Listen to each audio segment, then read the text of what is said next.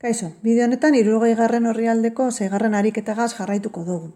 A eta B apartadoa beste bideo batean egin dugu eta jarraituko dugu C eta D-rekin. Errodun ekuazioak. C apartadoan ekuazio hauze daukagu. Lehenengo pausua erroa bakantzea da, beraz, erro x karratu gehi bi x gehi bederatzi izten dugu lehenengo atalean, eta I pasatzen dugu bestera, beraz 2x gehi 7. Bigarren pausua, lehenengo atala berbi egitea eta bigarren atala berbi egitea da.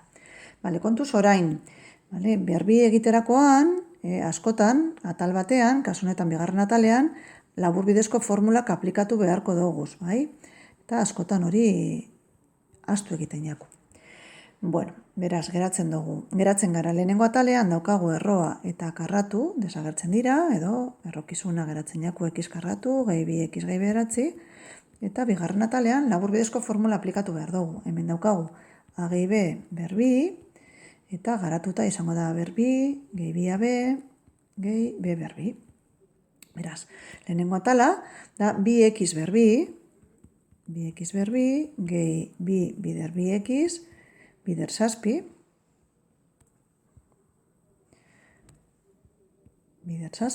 gehi 7 karratu. Garatzen badugu, x karratu gehi bi x gehi bederatzi, eta hemen 2x karratu egiterakoan, gogoratu, biderkai biak berretu behar direla, beraz, lau x karratu, gehi bi bider 7, hogeita 8 x, gehi berrogeita bederatzi.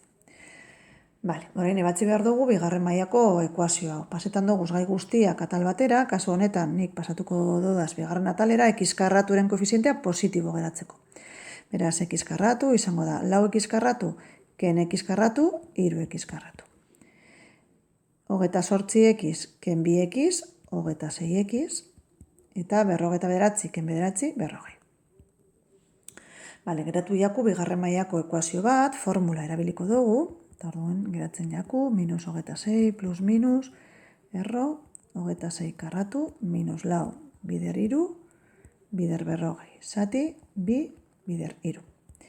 Ebatzi egiten badugu hau, emoten dozku, minus hogeita 6 plus minus, erroa kalkulatzen badugu, emoten dau, 14, zati, 6. Beraz, bi soluzioa, lehenengo hogeita 6 ken 14, minus berrogei 6-ren, simplifikatuta minus hogei iruren, eta bigarrena minus 12 6-ren, edo minus bi. Bi soluzio. Printzipioz emaitzak honek dire. Minus hogei iruren eta minus bi. Baina, errodun ekuazio batean beti emaitzak egiaztatu behar dira. Posiblea da lortutako emaitzak, naiz eta guk ondo egin, posiblea da lortutako emaitzek, ez betetzea hasierako ekuazioa. Pentsa ezazue lehenengo ekuazioa, printzipioz lehenengo mailakoa edo soluzio bakar bat, emon beharko leukela, eta bi ateratzen direla. Guk azkenean moldatu egin dugun prozedura gaitik, egin dugu eragiketa gaitik, bihurtu dugu bigarren mailako ekuazioa. Beraz, orain frogatu behar dugu, ia betetzen diren. Orduan, hasten gara lehenengoa. X berdin minus hogei eren. Eta ordezkatu egiten dugu hasierako ekuazioan. Lehenengo emaitza ordezkatzen badugu, dekogu minus,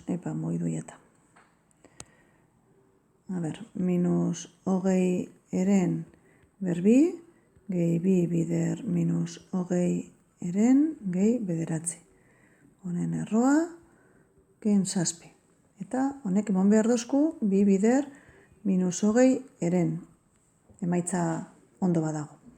Orduen hau izango zen, 409 gehi minus berrogei eren gehi bederatzi, hau erro barruen, ken 7, bardin, minus berrogei eren. Izendatzele komune pintzen badugu bederatzi, erro barruan, izango zen 400 gehi,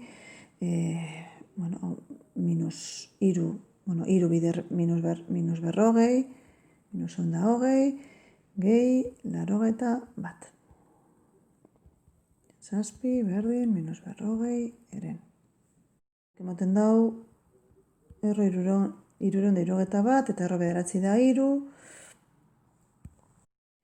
ken zazpi, bardin, minus berrogei eren, erro irurogeta bederatzi da emeretzi, beraz, emeretzi eren, ken hogeta bat eren, eta, hemen ikusten dugu, minus bi eren ez dala, minus berrogei eren, bai? Beraz, ez dagoela emoten berdine, bai? Bi atalak desberdinak dira. Bai? Beraz, minus hogei eren ez da soluzioa. Urrengo emaitza izango zen minus bi konprobatzea.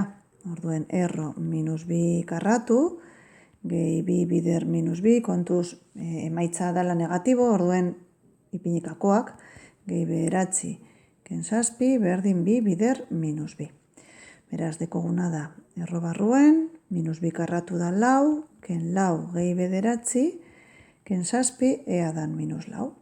Vale, lau minus lau, 0, erro bederatzi da iru, iru ken zazpi, da minus lau, bai, betetzen da. Beraz, x minus bi, bai da ekuazioaren soluzioa, eta kasu honetan, ekuazioanek bakarrik deko emaitza, bakarra. Eta da, x berdin minus bi. Vale, eta amaitzeko de apartadoa, kasu honetan badaukagu ja erroa bakanduta, bakarrik dago atal batean, beraz jarraian berretu egiten dugu. Beraz, erroa eta karratu, lortzen dugu errokizuna errotik ateratzea, bardin eta bigarren atalean kontuz laburbidezko formula dago zalako, hau da a ken b karratu, eta garatuta a karratu, ken bi ab, gehi b karratu. Beraz, x karratu, ken bi bider x bider sortzi, gehi sortzi karratu, irurogeta lau. Beraz, hogei ken x berdin x karratu, ken amasei gehi irurogeta lau, eroaten dugu dana x karraturen atalera, beraz, 0 berdin x karratu, ben, astu jata x aidaztea. Minus amasei gehi x da minus amabost x, eta irurogeta lau ken hogei gehi berrogeta lau. Bigarren mailako formula aplikatuta, x mugitzen dela. Bueno, hortze, a ber, ia. Daukagu x bardin,